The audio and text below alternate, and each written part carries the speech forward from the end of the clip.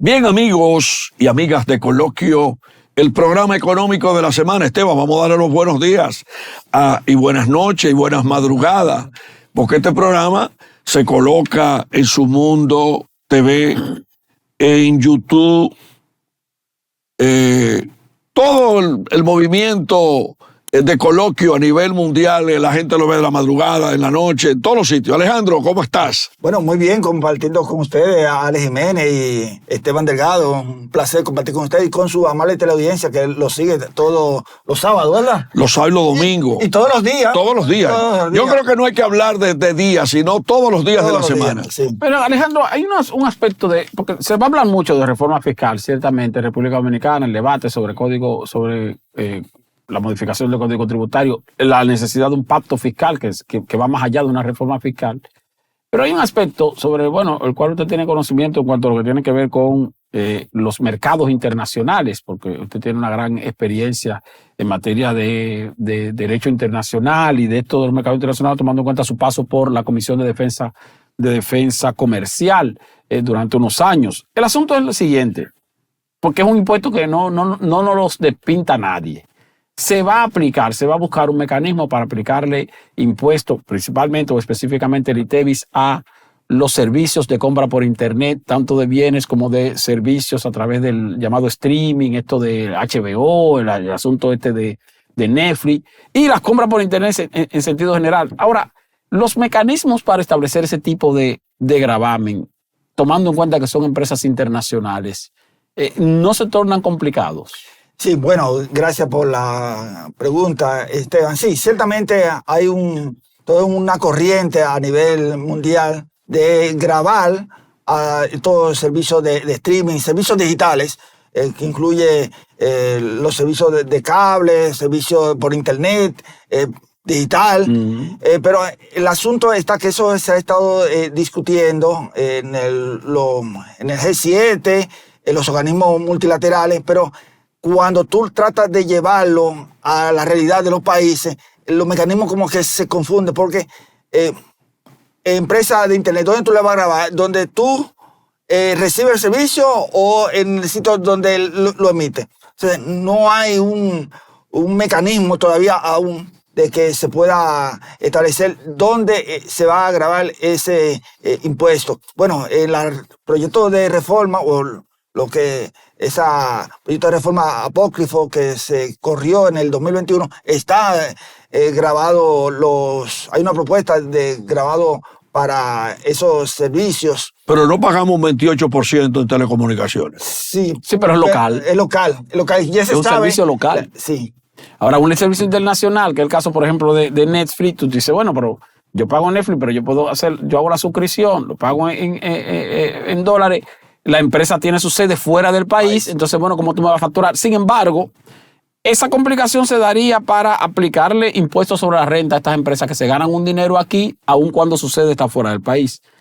Pero sí existe mecanismo para aplicarle el ITEVIS, que al final terminaría pesando sobre el consumidor final. Claro. O sea, el hecho de que, ¿cuánto tú facturaste? Yo facturé tanto a una empresa internacional, pero de eso que yo facturé tanto en República Dominicana. Y como tú le cargaste un 18% a las facturas que tú emitiste para República Dominicana, entonces de ahí tú me vas a dar el 18%. Pero ahí lo que sería llegar a un acuerdo con las empresas internacionales para que sirvan de agentes de retención. Correcto. Pero una pregunta. Pero eso perjudicaría directamente al consumidor final. Claro. Porque no es sobre la renta de las empresas, sino sobre lo que consume lo que recibe como servicio el consumidor final. Pero vuelvo a preguntar, si tú, por ejemplo, tienes un contrato con una empresa telefónica que tiene triple play, tiene el cable, tiene el teléfono y tiene el servicio digital. En el paquete está Netflix de cable y ya la gente lo está pagando con el 28% de impuestos que está, o sea que tiene el plan. Sí, ahí también hay otra distorsión, Alejandro. Eso es un elemento. Hay empresas de telecomunicaciones aquí que incluyen en su paquete servicios de Netflix, exacto. Pero entonces cuando te cobran el ITEVIS, te cobran el 10% y te cobran el 10%. O sea que ya la gente... Y el selectivo al consumo. Ya la gente lo ha ido pagando. Entonces el 30%, sí, ahí sí hay una situación, porque entonces esas empresas de telecomunicaciones están haciendo esa retención y no necesariamente le están reportando eso al Estado. Por lo menos la parte que tiene que ver con lo que están pagando de renta a Netflix. Sin embargo, la gente como los que puede tienen el servicio contratado aparte, de manera diferente al Triple Play. Fuera de la empresa de telecomunicaciones, lo que lo tienen contratado fuera de la empresa de telecomunicaciones hoy día están exentos de ese impuesto. Sí. Y eso lo van a aplicar, lo van a incluir. Está incluido. Eso es indefectible. Inclusive, me parece. Igual que las compras por internet. Las compras por internet, eso se va a incluir. Que usted sabe que hasta $200 están exoneradas, pues eso se va a incluir ahora. Y aunque la Dirección General de Aduana ha hecho un reglamento para identificar esas personas que hacen compras frecuentes o no tan frecuentes, eso, al final del cabo, le van a grabar el impuesto, le van a cargar el impuesto. Pues entonces el gobierno se va a pelear con la clase media y con todos los sectores pero va a tener un apoyo. Que lo llevaron al poder. Sí, pero va a tener un apoyo. ¿Cuál apoyo? El apoyo de los ricos del país. De otros sectores que lo llevaron al poder. De los ricos. El sector empresarial. Exacto. El sector empresarial va a apoyar eso de inmediato. Pero entonces el gobierno va a tener como una fórmula intermedia, Esteban Delgado y Alejandro Redondo. Posiblemente. Sí. Si, por ejemplo, no pudiera aparecer la figura de exento hasta tanto y a partir de tanto. Así es que está ahora. Sí. Así es que está ahora. Entonces, lo que van a aplicarlo completo. Yo te voy a decir una cosa, yo hasta cierto punto no me opongo a eso. Porque al final, ciertamente es un consumo de clase media, no de clase pobre. Y si es un consumo de clase media, bueno, es de una clase que lo puede consumir. El que está haciendo compra por internet puede comprar por internet. Si compra por internet hoy día y paga 100 y mañana le dicen que va a pagar 118, bueno, porque pague 118. Sí. Va a poder pagarlo. Al final no es un impuesto que no es un impuesto regresivo ese. No, y también las empresas locales lo van a apoyar porque ellos entienden que es una competencia desleal. Claro. Porque incluso aquí ellos han estado luchando para eso. Sí, han estado luchando por eso. Y no se puede cobrar los impuestos a los chinos para evitarle más cargas al pueblo. El asunto es que, yo te voy a decir una cosa, Alex. Los chinos parece que pagan impuestos. Parece que pagan sus impuestos. Porque dejaron el operativo. Pero también pagan una parte. Pero cuando yo digo que parece que pagan sus impuestos, porque aquí lo que se hizo en la campaña electoral fue un allante. Sí. Cerraron 11 empresas. Se hizo un China, punto. de miles, porque pudieran ser miles. O sea, si tú me estás diciendo a mí que nada más 11, tú nada más detectaste una irregularidad en 11. Yo lo que asumo es que todas pagan impuestos, porque si solamente 11 fueron cerradas o sancionadas por evasión de impuestos, quiere decir que las otras que no sancionaron están ready. Están bien. O sea, todo lo que tú dices. Uno se queda pensando esa parte. Yo fui a una empresa grande, china, en el sector de Herrera, de Santo Domingo Este, y yo vi en ese negocio más de 5,000 productos, entre los cuales están la mayoría de las marcas de República Dominicana y muchísimos productos chinos. Y cuando yo iba a pagar unos caramelos de jengibre, que fue lo que fui a buscar, que son muy buenos, por cierto. Sí, muy bueno. Los chinos me preguntaron a mí, que tienen personal dominicano, ¿usted quiere esto con factura fiscal o sin factura fiscal?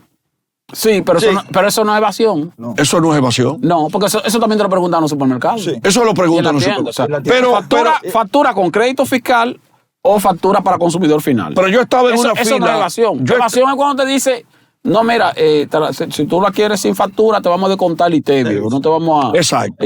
Eso sí es evasión. Pero yo estaba en una fila, y lo quiero decir aquí, de 18 personas, de una fila de la que 15 personas reclamaron su factura fiscal y se la llevaron la factura fiscal, incluyendo yo que siempre, o sea, me gusta tener la factura fiscal en todo lo que amerita tener la factura fiscal. Yo estoy de acuerdo contigo, Esteban. La presión de la sociedad ha ido formalizando a los chinos.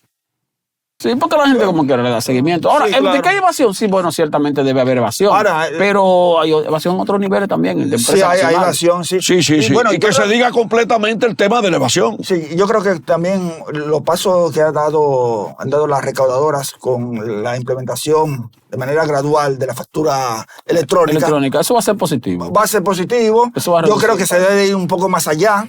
Entiendo que se debe implementar tecnología, inteligencia artificial para detectar esos bolsones de evasión que se producen tanto en el ITEVIS, que está en una evasión entre 45 y 55%, y impuestos sobre la renta 55 al 60%. Sí. Hay que introducir la inteligencia artificial para detectar esas porciones de evasión que se produce en la administración tributaria.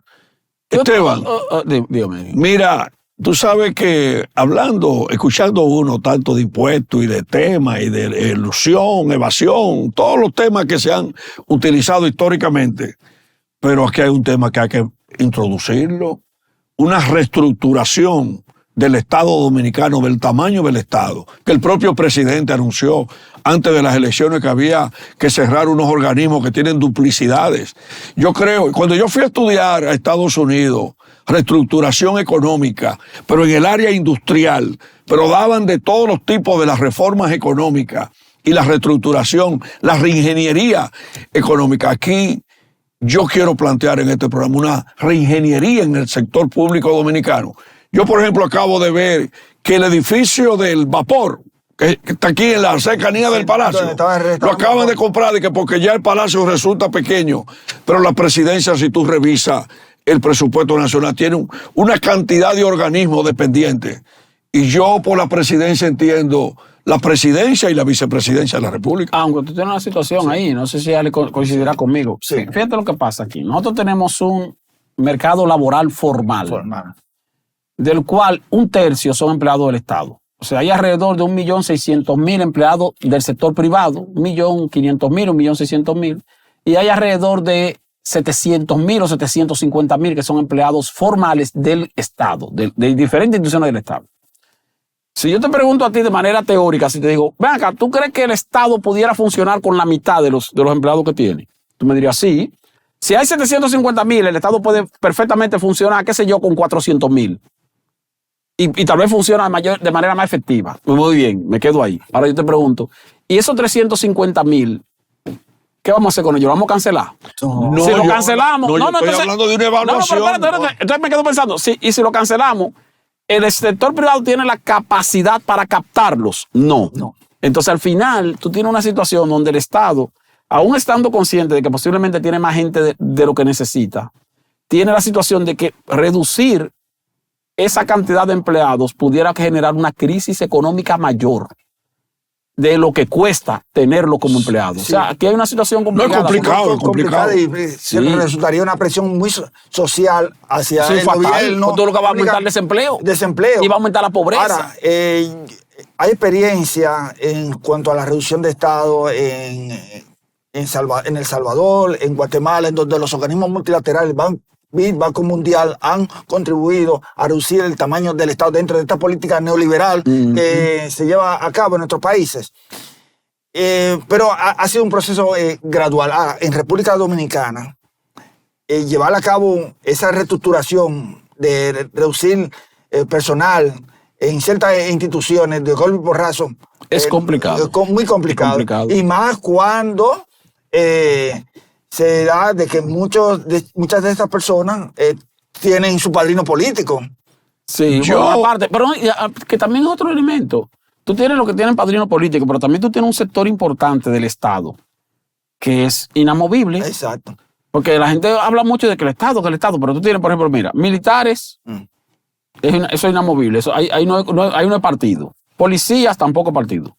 Maestros, enfermeras, médicos, otros servidores que tienen que ver... Fuerzas Armadas.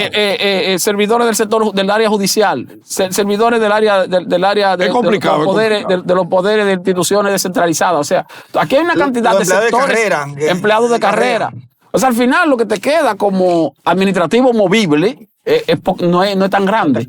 Mira, yo quiero plantear que realmente se haga la reingeniería, porque aquí también se le han dicho muchas cosas al pueblo.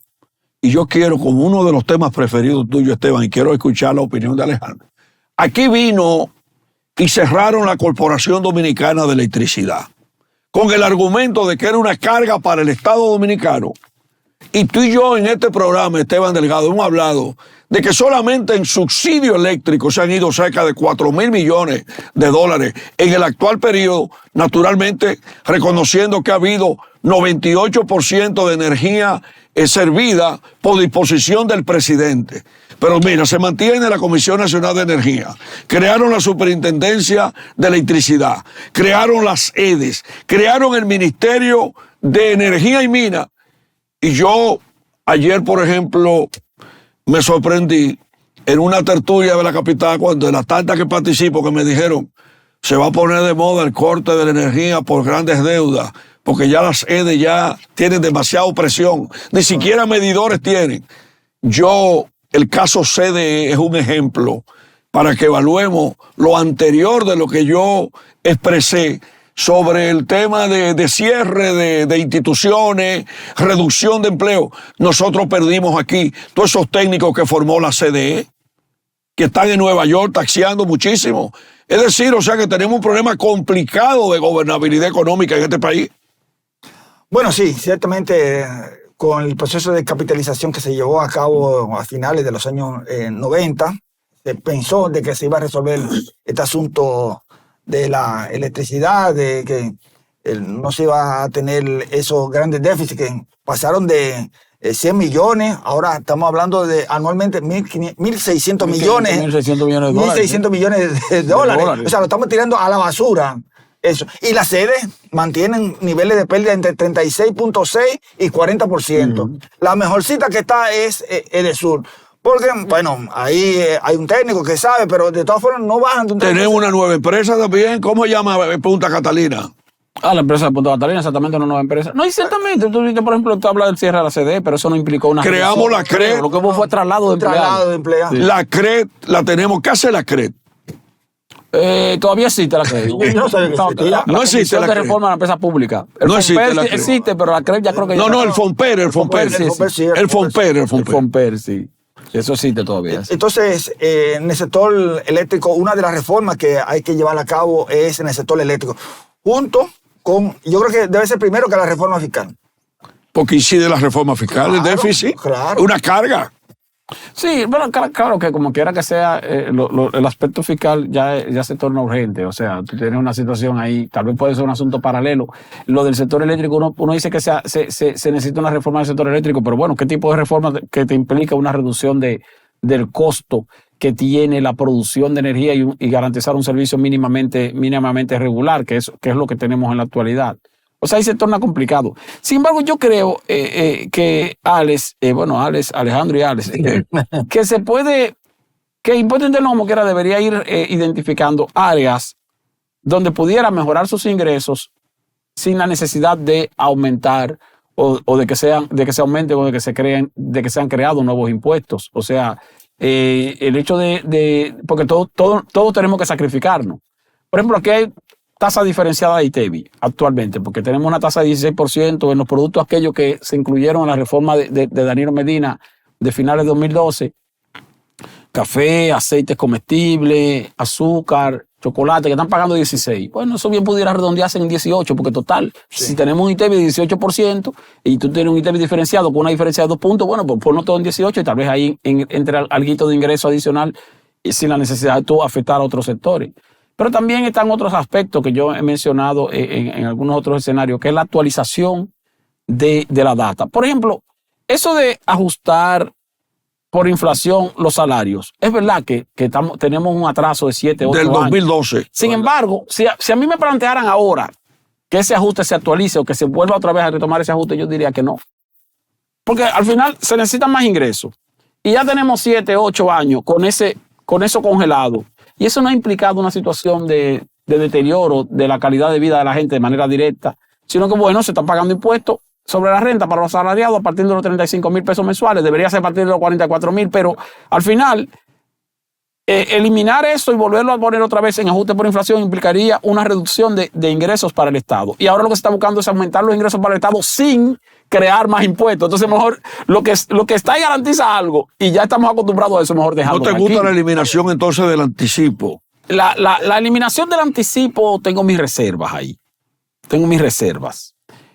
Porque ciertamente el anticipo puede crear una situación complicada puede estar creando una situación complicada para los contribuyentes, para pequeña empresa, pero uno se pregunta, y ahí voy, Alejandro, te pregunto a ti también, ¿cuánto tiempo tiene existiendo el anticipo? Bueno, el anticipo está desde 2003. 2004. 2004 se estableció como un impuesto temporal y se ha quedado. Ahora yo te pregunto, ¿qué implica el anticipo en términos de ingresos para el Estado?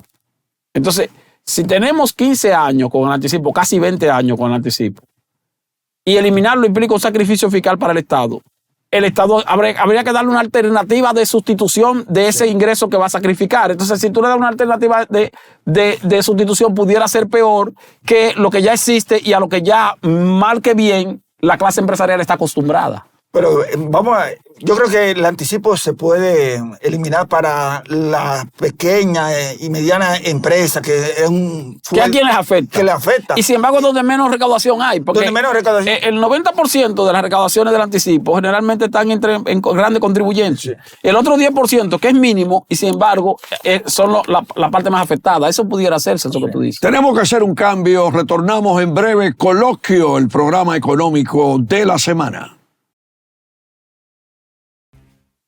Bien, amigos y amigas de Coloquio, Esteban, apareció una fórmula ahí de que se aplique hacia las empresas de mayor tamaño que se mantenga, el anticipo se mantenga y se busque con las MIPYMES. Algún tipo de exención tope. Algún tipo de exención tope dependiendo del tamaño de la empresa. Sí, claro. También hay otra oportunidad de que el Estado pudiera recaudar impuestos, que es hacia las bebidas alcohólicas, bebidas no alcohólicas, azucaradas. Bueno, sí. Que hay una tendencia mundial. Tendencia mundial porque eso afecta a la salud de la población. Específicamente la diabetes, y el costo de mantener una persona diabética para el sector, para la seguridad social, es muy alto. Es un impuesto saludable, como le dicen sí. Los llamados impuestos saludables. Pero pudiera generar un dinero eso, ¿eh? Pudiera generar un dinero, sí y no. Sí. Si se mantiene el consumo. Lo que pudiera hacer es mejorar la salud. Porque tal vez las empresas lo que van a hacer es que van a reducir el grado de azúcar a las bebidas para entonces pagar menos impuestos. Sí, eso puede ser. De alguna forma, como sucedió con la cerveza, que le bajaron el grado de alcohol. El grado de alcohol, le salieron una cerveza light, entonces pagan menos impuestos. Aquella famosa ley del 1%. Del valor del vehículo para la aplicación de la placa que la aprobó el Congreso y después lo guardaron en una gaveta. Sí. Eso quedó pendiente en el 2012. Eso quedó pendiente. Ahora, eso tiene un tema constitucional.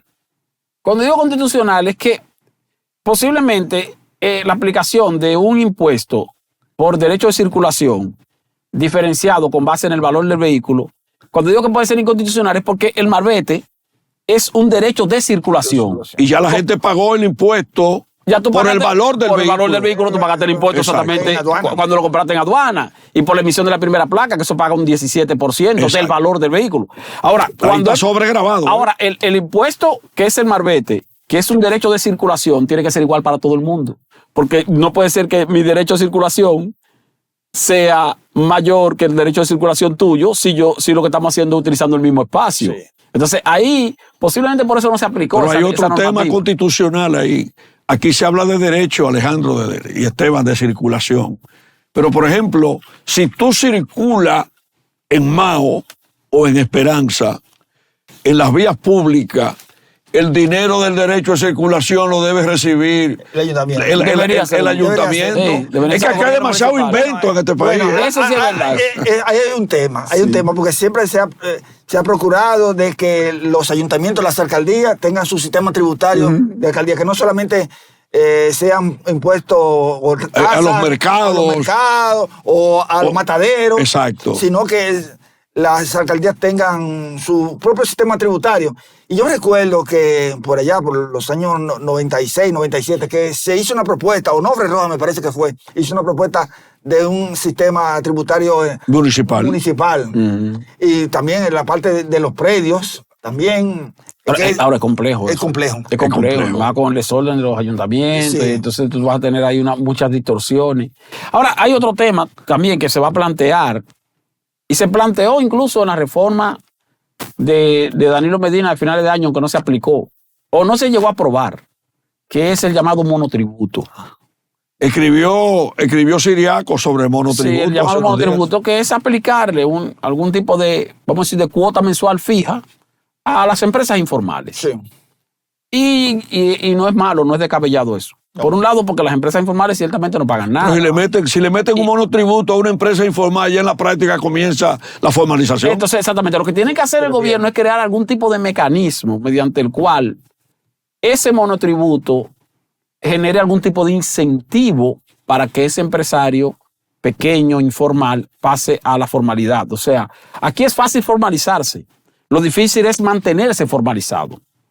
Porque formalizar una empresa no es que es tan complicado, ¿eh? No. Ahora, después que tú estás formalizado, tú te conviertes en un esclavo del fisco y finalmente mantenerte formalizado y mantenerte actualizado en cuanto a lo que tiene que ver con el cumplimiento de las normas tributarias es un dolor de cabeza. Bueno, que la pequeña y mediana empresa tiene que, tal día tiene que pagar esto, Sí. el otro día tiene que pagar. Una locura. Es una locura y tiene que contratar entonces un contador. Y a veces el contador lo engaña. Lo engaña. Y ahora que estamos hablando Porque ¿sabes qué es de lo que inteligencia pasa? artificial Sí, y de la computadora con el sistema, o sea, digital para los... O sea, no es tan fácil. Es complicado. Entonces, sin embargo, el monotributo creo que pudiera ser factible como quiera. O sea, qué sé yo, los salones de belleza, los colmados, Los talleres. los negocios de tal cosa, eso que van a pagar una mensualidad, dependiendo del sector donde estén ubicados, dependiendo de la clase social, dependiendo del tipo de negocio. Y eso pudiera permitir un ingreso importante para el Estado. Mira, ustedes recordarán que antes de las grandes reformas que se hicieron en los años 91, 92, aquí existía para los negocios, los comercios, la patente. La patente. Y eso desapareció. O sea, tendríamos que volver, claro. Que la patente, exactamente. Ahora, ¿qué pasó con la patente? Que la patente se distorsionaba mucho Sí. porque la patente, como no existía la tecnología, Exacto. era un inspector que iba y de repente dame tanto por aquí. Pero ahora no. Ahora no. Ahora tú puedes. Yo pago el monotributo, pero yo puedo pagarlo directo. Claro. Y le va a llegar directo a impuesto Directo, interno. impuesto. O sea, y no es que diga que dame la patente, que si tiene la patente, no. Impuesto interno desde su sede puede saber qué negocio está al día y qué negocio no está al día sin la necesidad de distorsión. O sea, el costo de administración de ese impuesto sería mínimo, no como Mínimo. Yo tengo dos fórmulas para ayudar. Y la evasión también sería mínima. Yo tengo dos fórmulas para ayudar el crecimiento de soluciones en el periodo 2024-2028. Como viene un nuevo Congreso, aquí se ha hablado siempre de amnistía fiscal. Pero yo, por ejemplo, quiero plantear que se busque mecanismo, una ley que sea dedicada exclusivamente a la formalización económica, que sea un producto, sea de un gran consenso nacional, que incluya un estudio profundo de todos los pros y los contras, que incluya lo siguiente: una ley que todo el que tenga un acto bajo firma privada de compra de propiedades, que se le ponga un impuesto por el monto del valor de la compra del terreno o de un apartamento, que no hayan sido formalizados. Y la otra es, eso le generaría al Estado dominicano una alta suma de dinero y mayor formalización económica de actividades que andan rodando por ahí. Y la otra es que como las EDES se han convertido en un problema para el déficit fiscal por todo lo que conlleva el déficit de las EDES, combatido por subsidios económicos en dólares entregados por el Estado, que se piensa en la posibilidad que como las EDES no tienen recursos económicos para comprar medidores, que se busque un mecanismo que el propio interesado en el medidor y que no le cobren la energía, o sea, con el estimado como lo hacen las EDES, que compre el medidor y que haya un acuerdo entre la EDE y el ciudadano para irlo descontando, y de esa manera las EDE pudieran, con mayor formalización y nuevos clientes, reducir sus déficits. Bueno, con relación a las EDES, recuérdate que hay un proceso, está el prepago, la electricidad prepaga, que ahí, nuestros días, usted compra 200, 300 pesos de electricidad por esa cantidad, y cuando se acabó la dotación de esa cantidad de kilovatios hora por ese dinero, se te va a la corriente, tienes que ir a comprarla. Sí, pero la formalización con los medidores. Mira, esa idea no está mal. O sea, que ciertamente usted quiere, yo quiero solicitar un servicio eléctrico, o sea, ¿qué? que la AIDE te diga, bueno, vaya y compre un medidor de estas características. Exacto. Usted va y lo compra en la tienda. Bueno, ya usted o sea, que no sea la AIDE que la No, pero además. La AIDE lo que te tenga que decir es cuáles son las características que tiene que tener el medidor. Totalmente de acuerdo.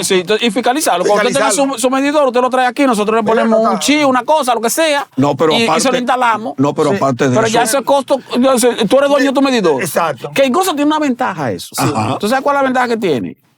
Que cuando tú tienes algunos sectores donde hacen protestas y agarran y destruyen los medidores, bueno, tú vas a destruir el tuyo. El tuyo. Que tú compraste, tú pagaste con tu cuarto. Si tú lo quieres romper, tu problema, porque después para tú tener luz otra vez, vas a tener que comprar otro. Pero además. No te lo va a tener que instalar el Estado. Además, eso no está malo. Además, esa propuesta que yo la he estudiado y la estoy planteando aquí, tiene otra característica. Ustedes dos comenzaron hablando del tema de las importaciones digitales. Cada vez, por ejemplo, que se logre importar los medidores con esa especificación. Porque ¿qué es lo que hace la gente cuando quiere comprar una computadora? La gente le dice, mire, estas son las especificaciones de la computadora que usted va a querer comprar en Amazon. Lo mismo va a ocurrir con la especificación escrita que le va a dar la EDE al cliente. Búsquese este medidor. Y si es un medidor para los que suplen energía de sol, ese es de bidireccional, que es diferente al otro. Es decir, que uno tiene que plantear soluciones. Yo creo que el Estado pudiera inclusive comenzar a recibir ingresos de un pequeño impuesto cuando importa un medidor que lo compre una gente a través digital. Sí, ahí lo que sería hacer mucho énfasis en la fiscalización en el uso del medidor, porque sabemos de que... No, y además la EDE que lo va a instalar. Sí, está bien, la EDE la va a instalar, pero hay que darle seguimiento porque... tú lo instalas de que ese medidor está bien calibrado y Sí. que se corresponde, que los kilovatios hora que pasan por ahí son los que se te van a cobrar, pero luego a los 3 meses, 4 meses, saben que no, somos muy creativos los dominicanos. Sí, sí. A mí, dentro de la creatividad del dominicano, porque estuve investigando sobre ese tema, a mí me dijeron que cuando Ramón Pérez Martínez era administrador de la CDE, le cogió con importar unos medidores que lo colocaban en los postes de luz en los sectores que recibían la energía eléctrica, que medían la cantidad de energía que un sector consumía y le permitía al Estado determinar cuál era la falta de pago de esos sectores. Y a partir de ahí comenzaron a hablar de que los sectores que no pagaban, el Estado tenía cierto dominio de suspender el servicio eléctrico. Es decir, que hay que buscar muchas alternativas para uno resolver. Sí, aunque eso está establecido. El Estado sabe cuánto consume o no consume una calle, un sector, un barrio determinado, porque eso esa medición existe a través de las subestaciones. Lo que pasa es que al final, bueno, si le va a dar a pago no programado, si le va a dar a pago no programado, si le va a cobrar o no le va a cobrar. Pero yo creo que el asunto es que una eventual reforma fiscal tiene que también ser realista. O sea, cuando digo ser realista es que hay asuntos que se le van a aplicar a los consumidores, que si los consumidores empiezan a gritar para que todo el gobierno tenga que darle para atrás y eso, no se va a hacer nada. Vamos a seguir lo mismo. Reforma, yo siempre he planteado de que una reforma fiscal que tendrá que ver con la parte del gasto público, del endeudamiento, el financiamiento, pero nos estamos centrando en lo que es los ingresos del Estado y tendrá que ser progresiva. O sea, en la medida que paguen más lo que más tiene y se hace una especie de una justicia social. Claro, justicia social. De manera que el ITEVI, el impuesto a la propiedad inmobiliaria, que en lugar de ser un 1 sea más. Porque sí, porque el ITEVI es un impuesto regresivo, un impuesto ciertamente que afecta por igual a ricos y a pobres, y eso hasta cierto punto es injusto. Ahora, el problema con el ITEVI es que entonces tú tendrías que hacer no un mecanismo de ITEVI diferenciado por producto, o de exención de determinada área, sino una especie de devolución del ITEVI para determinados sectores económicos. ¿Y qué vamos a hacer con el gasto tributario de 300,000 millones de pesos? Que son las exenciones fiscales. Bueno, sí. Eso se puede revisar. Eso se puede revisar. Yo creo que esas exenciones fiscales, hay sectores aquí que ya no necesitan tener exenciones. Exacto. Por ejemplo, el turismo, las exenciones fiscales hacia el turismo. No tengo nada en contra del turismo de la zona este, pero vamos a revisarlo, vamos a revisarlo y redireccionarlo hacia el sector, hacia la zona azul. Pero también los millones de galones de combustible que el Estado le facilita a empresas, todo eso hay que revisarlo. Sí. Lo que tiene que ser, yo lo que creo es que el Estado lo que debería hacer es tener un mayor y mejor mecanismo de fiscalización de esas exenciones fiscales. O sea, posiblemente el Estado pueda reducir o recuperar alrededor del 25% de las exenciones fiscales que le concede a sectores empresariales sin la necesidad de eliminar las exenciones. Solamente con un mecanismo de fiscalización mucho más acabados, mucho más rigurosos. Porque tú tienes aquí instituciones que están llamadas a esa fiscalización que al final parecen ser parte del propio sector. Y no es así. Tú tienes, por ejemplo, el caso de la zona franca, pero tú tienes un Consejo Nacional de Zona Franca de Exportación, que eso es lo que está llamado a ver cómo está funcionando ese sector de parte del Estado. Ahora, de parte del Estado, pero al final tú dices, bueno, ¿qué tipo de fiscalización? ¿Cuándo fue la última vez que a una empresa de zona franca la fiscalizaron que tú dijiste, bueno, mira, esta empresa no estaba cumpliendo con lo que está establecido como condición para recibir tal o cual exención?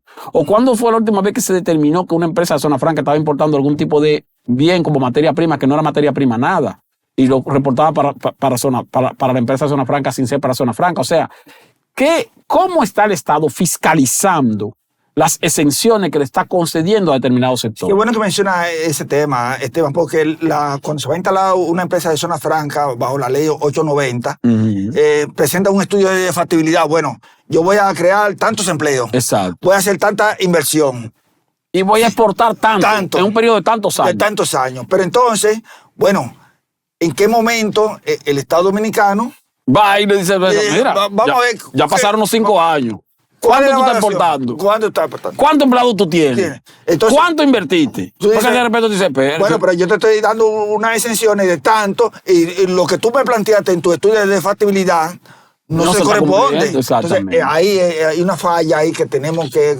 Y ahí se puede conseguir una reducción de ese gasto tributario sin la necesidad de eliminar el incentivo. No, simplemente fiscalizándolo. Bueno, y también incentivar a las empresas que no están cumpliendo, entonces a que eleven sus niveles de productividad. O aplicar alguna sanción o lo que sea. Mira, este tema que está ahí, míralo ahí, reformas económicas 2024-2028, es un tema bastante profundo. Yo creo, Alejandro, que la semana que viene tú vas a tener que volver de nuevo por aquí porque tenemos, por ejemplo, Esteban Delgado ha escrito no sé cuánto trabajo sobre la reforma que necesita la seguridad social. Pero hay un tema, cada vez que los rosarios tocan una fiesta, el tema que más le solicitan a los rosarios es bomba. Y se pasa la noche hablando de bomba. El tema también bomba, me refiero caliente, trascendental, la recapitalización del Banco Central. Sí, ese es un tema complejo. Que han venido los gobiernos dándole de lado, naturalmente. Y va creciendo esa deuda del déficit fiscal, va creciendo. Naturalmente, nosotros aquí en el programa, reconociendo que Valdés Albizu siempre ha hecho esfuerzo para que los ministros de Hacienda y los gobiernos le pongan atención al tema de la recapitalización. Por esta semana hubo un informe de una calificadora de riesgo que habló de la necesidad de recapitalizar el Banco Central. Sí, es necesario esa recapitalización del Banco Central. Hace unas 2 semanas, un vicegobernador del Banco Central planteó de que se tomaran las acciones de la... vicegobernador, gobernadora, ¿qué hay? No, anterior. Un ex vicegobernador. Manuel Piantini planteó de que se tomaran las acciones de la Barrigol para reducir la deuda del Banco Central. Eso es un debate, es un tema, pero yo creo que el gobierno, dentro del presupuesto que se haga, tiene que destinar el recurso vía Ministerio de Hacienda para que se recapitalice el Banco Central. Sí, que el Banco Central en algún momento deje de ser un emisor de deuda. Mira, pero la gente... Aunque ahí sí no, esa parte no tiene que ver con aumento de los ingresos del Estado. No, podría ser mayor inversión del Estado. Mira, pero hay sectores ya que se están poniendo adelante diciendo que están sobregravados. La Asociación de Bancos Múltiples. Yo lo que creo es... y también los roneros ya dijeron que... Sí, yo lo que creo es que aquí lo que debe establecerse es una visión más amplia y saber que cuando se habla de reforma fiscal, de reforma tributaria, todos los sectores deben saber que van a tener que hacer algún tipo de sacrificio. O sea, no es un sector sí, un sector no, sino que todos los sectores, incluyendo a los consumidores finales, que somos nosotros, tenemos que hacer algún tipo de sacrificio. ¿Pudieras renegociar los contratos de la Barry? Pues aquí está de moda, renegociaron el de los aeropuertos. Lo que pasa es que las renegociaciones de contratos no aumentan los ingresos del Estado. No aumentan. Lo que tú haces, tú lo que haces es que adelanta ingresos. Pero sí hay que tener una visión clara de cuánto debemos de recaudar.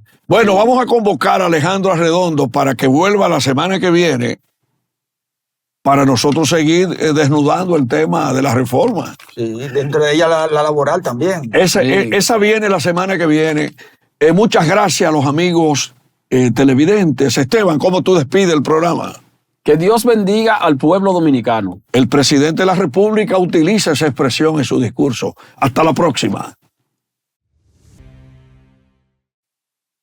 Saludos, muy buenas. Iniciamos Coloquio, el programa económico de la semana, en un análisis de profundidad sobre la economía dominicana en el 2024, un año electoral, un año en el que se escogerán las autoridades nacionales y congresuales. Ya se juramentaron las municipales, pero además con grandes retos para la nueva administración. Saludos, Esteban Delgado. Saludos, Ale, saludos a los amables televidentes que nos siguen siempre en Coloquio.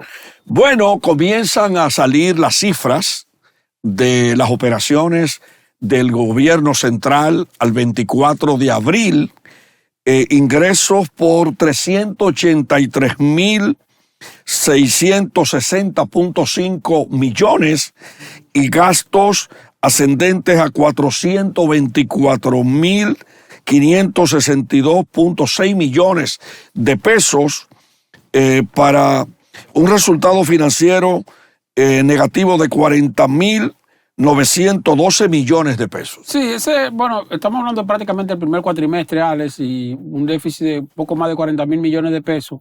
Es mucho, sin embargo, hay un dato interesante, ese déficit es menor que el registrado el año pasado en igual periodo, lo cual indica que se ha reducido un poco el déficit. No es que no hay déficit, sino que se ha reducido el monto del déficit. Y veo que eso es positivo tomando en cuenta que estamos en un año electoral. Generalmente en los años electorales los gobiernos tienden a excederse en el gasto público más allá de incluso hasta de los presupuestados por el asunto del gasto de gobierno en campaña y eso. Entonces ahí he observado que como estamos en periodo de campaña, el gobierno que efectivamente ha invertido o ha gastado mucho dinero en campaña, lo ha hecho de una forma, vamos a decir que indirecta, o no indirecta, sino camuflajeada en programas específicos. O sea, tú no tienes un derroche de dinero en la calle, sino que lo que tienes son un derroche de dádivas sociales de parte del gobierno, dentro de programas del gobierno, en la calle. Entonces, eso tiene la ventaja de que está amparado en la legalidad. O sea, de repente tú le dices al gobierno, mire, pero que usted gastó mucho en repartiendo tarjetas de Supérate o repartiendo tarjetas de bono, de educación, de luz, de lo que usted quiera. Y el gobierno lo que te va a decir es, bueno, sí, pero eso es un programa social. Eso se hizo una licitación, míralo aquí. O sea, que vamos a decir, es un gasto en campaña, pero es un gasto sustentado en programas específicos. Contrario a lo que ocurrió o lo que ocurría en periodos anteriores donde tú tenías gastos de recursos del Estado en campaña y lo que había era derroche de dinero en efectivo. Por lo tanto, entonces tú tenías una situación ahí de irregularidad en la administración de la cosa pública. El gobierno actual se ha cuidado mucho de eso. Y fíjate que aun cuando se habla de un exceso de gastos del gobierno utilizando recursos del Estado en campaña, cuando tú ves las cifras, las estadísticas, entonces tú dices, bueno, pero está dentro de lo programado en términos presupuestales. Entonces, si está dentro de lo programado en términos presupuestales, ahí no hay una situación que pueda ameritar algún tipo de investigación o algún tipo de denuncia de irregularidad. O sea, ahí hay que reconocerle esa parte al gobierno de turno, tomando en cuenta que se trata de un presidente que a su vez es candidato y que estamos inmersos en una campaña electoral. En esa operación financiera y de ingresos del gobierno, naturalmente no están los fondos que acordaron entregarle a través de la Junta Central Electoral a los partidos, ahora para las elecciones presidenciales y congresuales. Vamos a ver qué pasará con el presupuesto complementario, que es una tradición dentro de la nueva filosofía presupuestaria del Estado. Vamos a ver también cómo siguen las finanzas públicas. Se está hablando de que el endeudamiento público está demandando un 19% hasta abril de los ingresos para el pago de la deuda, y hay otros que hablan de cerca de un 25%. Bueno, pero las estadísticas oficiales han salido a relucir en el debate, la credibilidad de las estadísticas. Vemos a un Banco Central dando sus estadísticas, vemos a un Ministerio de Economía, Planificación y Desarrollo muy activo con las estadísticas, vemos a un CIRD también. Es decir, que aquí tenemos las industrias de las estadísticas. Lo cual no es negativo. No, yo lo creo que es positivo. Es positivo. Fíjate que se ha abierto una ventana de mayor transparencia en cuanto a la publicación de las estadísticas en varias instituciones del Estado, principalmente las que tienen que ver con el ámbito económico, no así en la Superintendencia de Banco, la DGI, exacto, Superintendencia de Seguro, Dirección de Aduanas. Tú tienes otras áreas donde los datos estadísticos están muy rezagados. El caso, por ejemplo, del Ministerio de Agricultura. Las estadísticas sobre la producción agrícola en la República Dominicana que se conocen actualizadas generalmente son las que ofrece el ministro de Agricultura cuando habla y suelta los datos. Con el declaracionismo público. Exacto, pero cuando tú entras al portal institucional del Ministerio de Agricultura, tú no encuentras las estadísticas actualizadas. Te pasa eso, por ejemplo, con el Ministerio de Salud Pública, que carece de publicación de estadísticas actualizadas en cuanto a esto de lo que tiene que ver con la epidemiología, los casos de dengue y eso, que siempre tiene varias semanas de rezago, que debería estar también más actualizada. O con la data, que es algo que aquí no se publica, Alex, y eso es delicado. Aquí se publica la data sobre los nacimientos y la mortalidad materna en los hospitales públicos. Sí. Sin embargo, la data sobre los nacimientos y la mortalidad neonatal y materna de las clínicas privadas no se conocen. Y eso hay que sumarlo al sistema de estadística oficial. Y no solo eso, sino que alrededor de un tercio, entre un 28 y un 35%, más o menos un tercio de los nacimientos que se registran en la República Dominicana es en clínicas privadas. Entonces, esa data debería publicarse para saber cuántas dominicanas, cuántas extranjeras están pariendo en las clínicas, cuántas están pariendo con cesárea, cuántas están pariendo por la vía vaginal, cuál es el nivel de mortalidad neonatal en las clínicas privadas, cuál es el nivel de mortalidad neonatal materna también en las clínicas privadas. Y esa data, quien está obligado a publicarla es el Ministerio de Salud Pública, porque se supone que esos centros médicos tienen la obligación de pasarle esa información al Ministerio de Salud Pública, que no la publica. Entonces, sin embargo, en el ámbito económico sí. Por ejemplo, el Ministerio de Hacienda, el Ministerio de Economía, Planificación y Desarrollo, Superintendencia de Bancos, el Banco Central, como siempre, la propia Oficina Nacional de Estadística han ido actualizando, el Ministerio de Turismo. Eso también hay que reconocerlo. El Ministerio de Salud da mucha estadística sobre enfermedades. Sí, pero dengue. Pero te la da rezagada. Por ejemplo, en los casos de dengue te lo da rezagado. Cuando te digo rezagado, que te da la semana, la data que te da esta semana es correspondiente a hace 4 semanas. Entonces, eso debería ser más actualizado. Hay que actualizar la información. El Ministerio de Turismo, por ejemplo, creó un departamento de estudios económicos que es bastante bien activo, que no existía en la gestión gubernamental pasada, y eso es positivo. O sea, que se conozcan las estadísticas sobre lo que está ocurriendo en la República Dominicana en materia económica, pero que también se conozcan lo que está ocurriendo en otros aspectos de otras instituciones que no están publicando con la actualización correspondiente la data de cada uno de los sectores a los cuales pertenecen. Tú sabes, Esteban, que respecto al índice de precios al consumidor, el Banco Central amplió para el estudio de la canasta ampliada más de 200 productos, investiga el Banco Central para sacar sus números, su estadística sobre el índice de precio al consumidor. Y eso hay que valorarlo con jóvenes encuestadores del Banco Central. Vemos también que hay avances en cuanto a la comparación de los activos de los bancos, de las carteras de préstamos, de la morosidad de los préstamos. Yo decía esta semana en el programa Hablando la Verdad que a propósito de las estadísticas que han salido a relucir en los debates de los candidatos, que los políticos tienen que interesarse en estudiar un poquito más, tienen que acercarse a las escuelas de estadística, de administración, de economía, de las universidades de alta gerencia.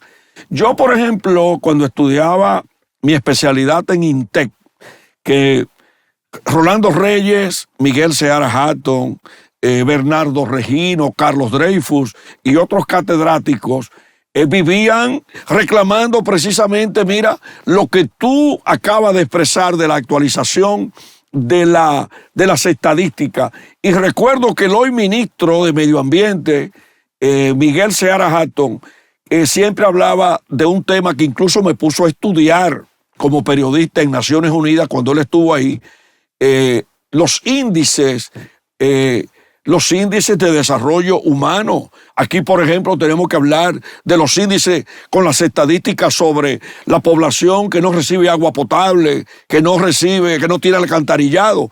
Aquí la gente se recordó del alcantarillado de Santo Domingo cuando cayeron 431 milímetros de lluvia en noviembre del año pasado.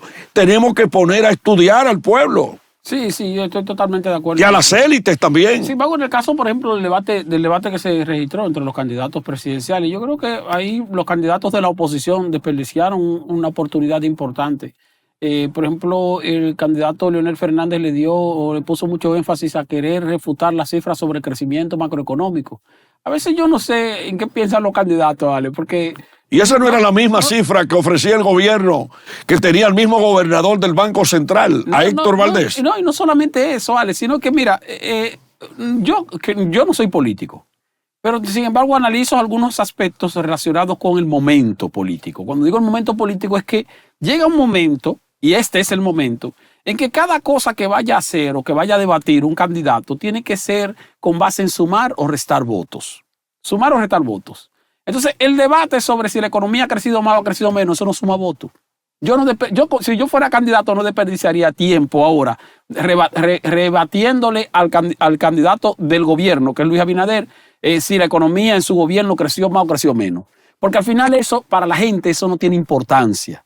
O sea, yo me hubiera enfocado en mostrar la gran cantidad de servicios básicos del Estado que hoy día están igual o peor que en el pasado. Y compararlo. Y hacer la comparación. Exacto. Eso sí te puede sumar votos. Cuando yo te digo a ti, mira, antes el servicio de, qué sé yo, por poner un ejemplo, de 911, operaba de tal o cual forma. ¿Cuánta ambulancia tenía? Sin embargo, hoy día el servicio está más deteriorado, o está mejor, o está peor. El servicio en materia de educación, el servicio... O sea, enfocarte en las comparaciones de dónde estábamos mejor y hoy estamos peor, o dónde estábamos peor y hoy estamos mejor. Porque eso sí lo asimila al pueblo de manera directa. O sea, el pueblo sí te dice, bueno, yo soy usuario de tal o cual servicio del Estado y ese servicio hoy es mejor que antes o es peor que antes. Pero cuando tú me hablas de que no, mira, que tu economía en tu gobierno creció tanto por ciento y en mi gobierno creció tanto por ciento, eso a la gente no le interesa. Entonces, en esta coyuntura, que lo que se busca es sumar votos o restar votos, yo no utilizaría ese tema. Yo utilizaría un tema relacionado con los votos. Luego, lo del crecimiento, lo del desarrollo del país y ese tipo de cosas, bueno, eso se discute en otro escenario, pero no en el escenario de una campaña electoral, porque en la campaña electoral lo importante son los votos, captar votos. Pero mira, tú ahorita mencionaste un elemento fundamental para que los políticos de la oposición se dieran banquete. ¿Cuál es la realidad del sector agropecuario hoy? Yo recuerdo que cuando el presidente Luis Abinader arrancó en el 2020, en la primera semana después de tomar posesión, yo te dije a ti en un comentario, comentamos tú y yo, que yo sugería el gabinete agropecuario para que el presidente lo encabezara, sí. Porque aquí la gente tiene que seguir. ¿Tú sabes por qué en este país hay menos problemas, Esteban? Por los nuevos héroes de la República Dominicana con una producción masiva de huevos en Moca, en Licey, en los pueblos del país, el pollo. Pero mira, por ejemplo, ¿tú sabes qué se le pasó a los políticos? Que el 21 de marzo de cada año termina el invierno y a partir de ahí comienza el aumento de la producción de víveres. Y esta semana hubo un supermercado en la capital que se convirtió en un pie de amigo de la campaña del gobierno sin darse cuenta, cuando vendió plátanos a 9 pesos la unidad y en la calle vendiendo plátanos de una variedad muy popular hasta 5 pesos. Hasta 5 pesos, lo cual es bastante favorable en términos de precio. Pero tú me entiendes, la canasta básica, exactamente. Si el plátano estuviera caro, mira, el doctor Fernando hubiese tomado el discurso del 2004 cuando fue al Palacio de los Deportes a decir, ¿quién te subió el arroz? ¿Quién te subió la comida? Sí. Pero mira, estuvo muy ausente el tema. Yo quiero decirte, Esteban, que creo que los equipos económicos de los partidos políticos no están haciendo su trabajo. Están inactivos prácticamente, sí. Están inactivos. Porque hay muchas áreas donde el gobierno actual ha continuado de manera adecuada lo que estaba hecho. Y hay otras áreas donde el gobierno actual ha empeorado lo que estaba hecho. Y hay muy pocas áreas donde el gobierno actual ha mejorado lo que estaba hecho. Exacto. Hay muy pocas áreas. Ahora, eso, quien tiene que decirlo en campaña son los partidos políticos. Son los partidos políticos. Son los partidos políticos, son los departamentos correspondientes, el departamento de economía del partido político, el departamento de salud, el departamento o la secretaría general, como se le llama, de educación, para tú entonces hacer comparaciones y al mismo tiempo enumerar los aspectos que han mejorado o no han mejorado. Si lo decimos nosotros ahora, van a decir que estamos politizados. Entonces, ¿a quién le corresponde ahora, en esta coyuntura? Bueno, como estamos en campaña política, a quien le corresponde es a los partidos de oposición. Mira, esos departamentos, como tú dices, de profesionales en el ámbito económico, donde hay muy buenos profesionales, tanto en el PRM tanto en el PLD como en la Fuerza del Pueblo, uno no lo siente. Mira, yo, por ejemplo, quiero decir aquí, para que nos vayamos al cambio, que el PLD tiene un economista de Harvard, Juan Ariel Jiménez, uno de los jóvenes de más futuro político en el país. La Fuerza del Pueblo tiene a Dari Javier, tiene a Daniel Toribio, tiene mucha gente. Tiene ahí van jóvenes de Cortiña, la Fuerza del Pueblo también. Y también tiene al ingeniero Acosta, en materia de agropecuaria, de economía. Sí, son buenos profesionales. Son buenos profesionales. Hoy, y el ex administrador del Banco Agrícola, un gran televidente de coloquio. Carlos Segura Foster. Carlos Segura Foster, a quien le mandamos un abrazo. Pero hay que poner la maquinaria económica de los partidos. Pero ya no hay tiempo, dale ya. No, ya no hay tiempo. Eso será para el 2028. Eso será para el 2028. Mira, Esteban, Coloquio cumple este año 40 años. Esta nueva etapa, Su Mundo TV, cobertura mundial, Telesistema 11, presencia en las redes, nos motiva a pensar en hacer algo en los 40 años de Coloquio, que será el 1 de octubre, pero siempre lo celebramos junto con el aniversario de Primicias. Estamos hablando de 4 décadas, Alex. Estamos hablando de 4 décadas. Y tenemos que celebrar esas 4 décadas. Vamos a hacer un cambio. Venimos con Pedro Matos en un momentito para hablar de impuestos, negocios, y también vamos a hablar del cierre de los negocios chinos por evadir los impuestos.